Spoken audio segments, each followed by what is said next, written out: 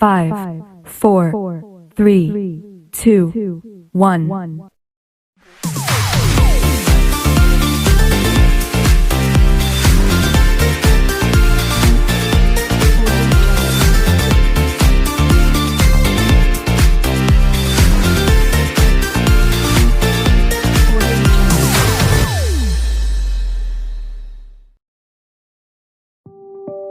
Assalamualaikum warahmatullahi wabarakatuh. Hai semuanya, ketemu lagi bersama kami di podcast Kelompok 1. Nah, di podcast kali ini kami akan membahas mengenai dasar dari pemikiran tentang logika oleh seorang filsuf modern yaitu René Descartes.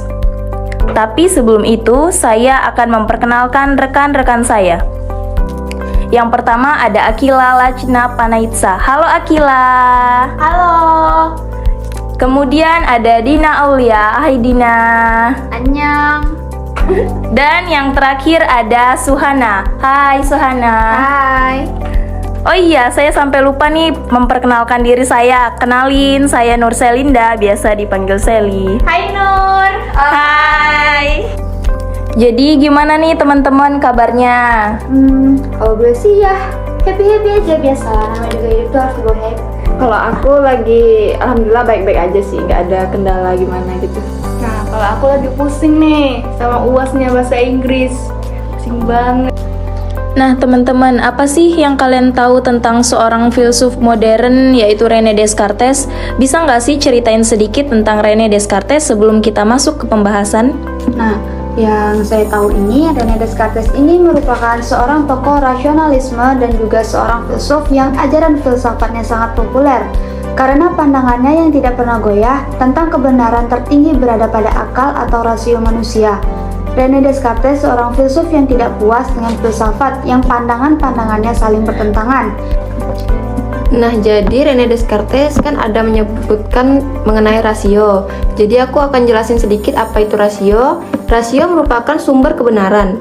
Hanya rasio yang dapat membawa orang kepada kebenaran.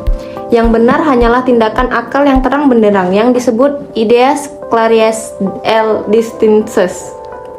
Ide terang benderang ini pemberian dari Tuhan sebelum orang dilahirkan. Sebagai pemberian Tuhan, maka tidak mungkin tidak benar.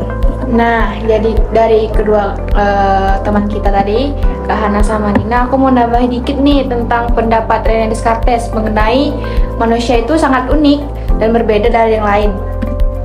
Yakni René Descartes berpendapat bahwa kebenaran terletak pada diri sendiri. Mencari titik pangkal pasti dalam pikiran dan pengetahuan manusia, khusus dalam ilmu alam. Metode untuk memperoleh kepastian ialah menyaksikan segala sesuatu. Hal hanya satu kenyataan yang tidak dapat disangsikan, yakni aku berpikir jadi aku ada. Nah, untuk mempersingkat waktu dan supaya teman-teman gak bosan, kita langsung aja lanjut ke pembahasannya ya. Jadi saya akan menjelaskan tentang biografi René Descartes. René Descartes ini lahir pada tanggal 31 Maret 1596 di La Haye-Touraine yang sekarang menjadi La Haye-Descartes, yaitu sebuah desa kecil di Perancis Tengah. Descartes adalah anak dari seorang anggota parlemen Bretagne yang merupakan salah satu keluarga tertua dan terhormat di daerah itu. Pada tahun 1597, ketika Descartes berusia 1 tahun, ibunya meninggal. Kehilangan tersebut sangat membekas pada sifatnya yang selalu khawatir di kemudian hari. Descartes menjalani pendidikan pertamanya di Collège Jesuites de la Flèche pada tahun 1604 hingga 1612, dan pada tahun 1616 Descartes mendapatkan ijazah lisens dari Fakultas Hukum Universitas Poitiers. Pada tahun 1621, Descartes melakukan berbagai perjalanan ke berbagai negara seperti Moravia, Silesia, Brandenburg, Belanda, Swiss, Tyrol, dan Italia. Beberapa karya René Descartes antara lain Discours de la Méthode yang diterbitkan pada tahun 1637 sebagai pengantar ketiga esainya. René Descartes memberikan pengaruh yang besar dalam mewarnai dunia filsafat. Ia merupakan pemula dari era filsafat modern. Descartes juga mendapat pelajaran bahasa Yunani, Latin, Perancis, musik, drama, mengarang, bermain gitar, dan naik kuda. Wah teman-teman, ternyata banyak banget ya pelajaran yang Descartes dapat. Nah, selanjutnya ada yang membuat Descartes sangat terkenal, yaitu bagaimana dia menciptakan satu metode yang betul-betul baru di dalam berfilsafat, yang kemudian ia beri nama dengan metode keraguan, atau kalau dalam bahasa aslinya dikatakan sebagai le double méthode. Berdasarkan metode ini, berfilsafat menurut Descartes adalah membuat pertanyaan metafisis untuk kemudian menemukan jawabannya dengan sebuah fundamen yang pasti, sebagaimana pastinya jawaban di dalam matematika. Keraguan sendiri adalah keadaan seimbang antara penegasan dan pengingkaran. Dalam kehidupan sehari-hari, keraguan lebih sering ditemui saat kita mengambil sebuah keputusan.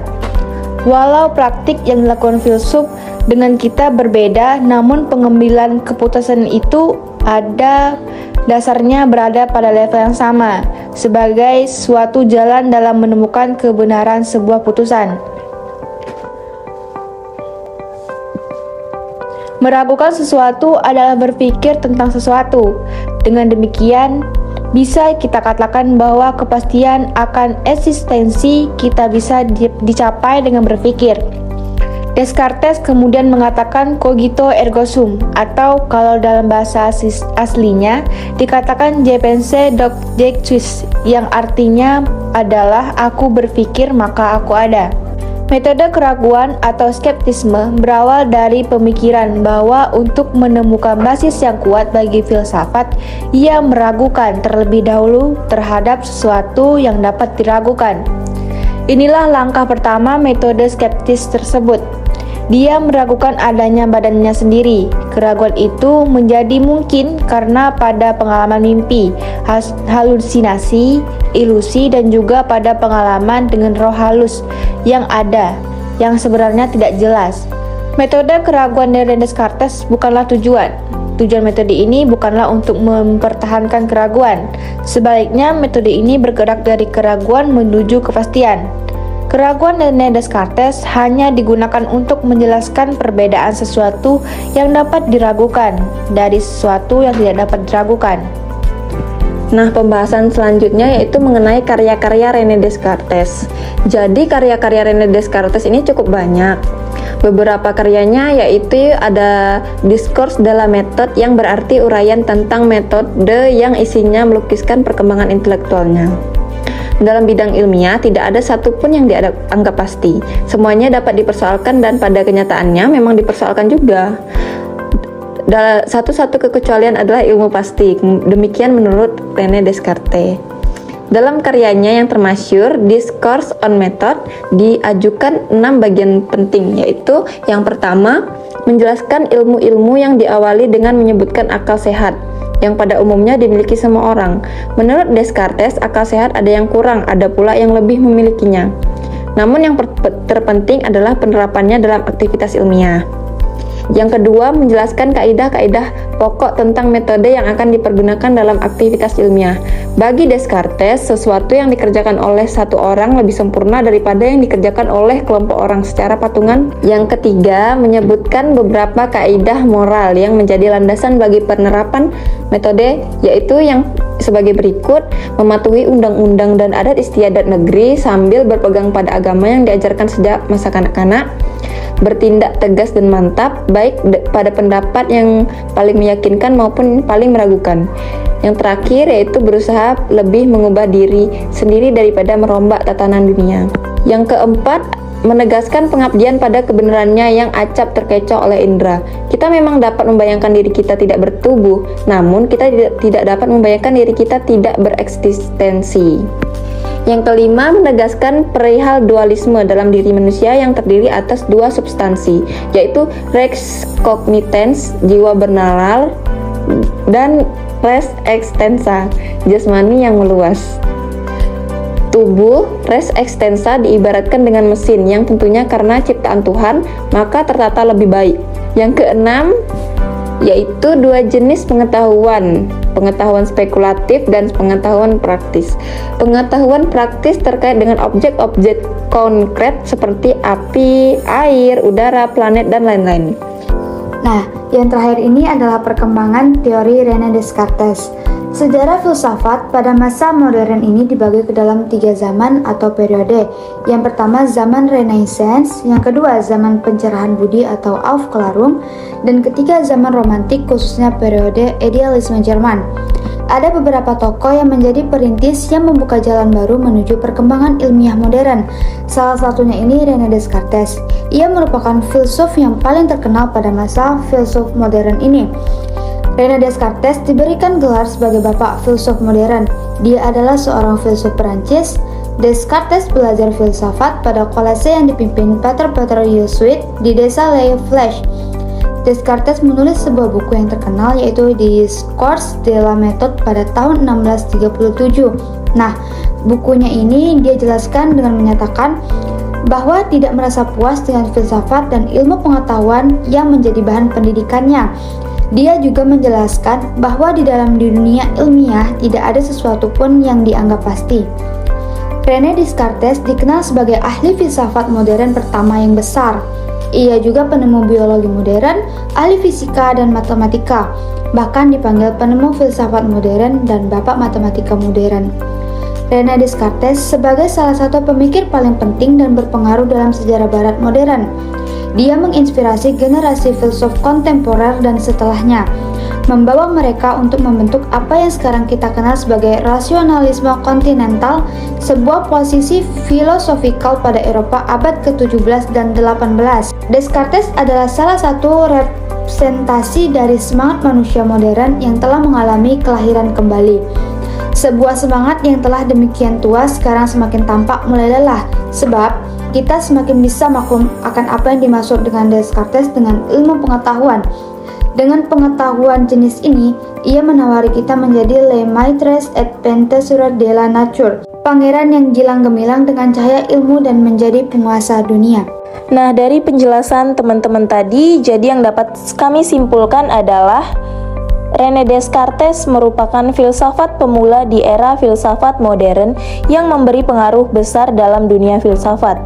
Dan hal ini yang membuat René Descartes terkenal adalah karena ia menciptakan satu model yang benar-benar baru di dalam berfilsafat yang ia beri nama metode keraguan-raguan atau Le Doute Method. Nah teman-teman, jadi segitu aja ya podcast dari kami. Kalau kelamaan takutnya teman-teman bosen nih. Ya, aku udah kelaparan nih, Sally. Mana perut udah nelpon lagi. Jadi sekian aja ya podcast dari kami. Semoga podcast kami bermanfaat bagi pendengar semuanya. Dan jangan lupa YouTube kami untuk di Like, Komen, Subscribe. Dadah. dadah.